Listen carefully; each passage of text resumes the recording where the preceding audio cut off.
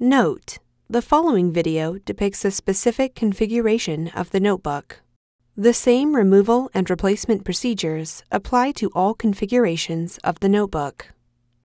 Before you begin, remove the optical drive, base enclosure, battery, wireless module, display panel assembly, and display bezel. Removal. Important: make careful note of the routing of the webcam cable for later replacement. Disconnect the webcam cable from its connector on the webcam board.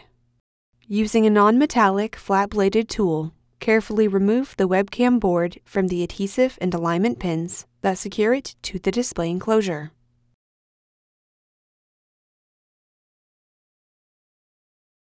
Place the webcam board in a static dissipative bag.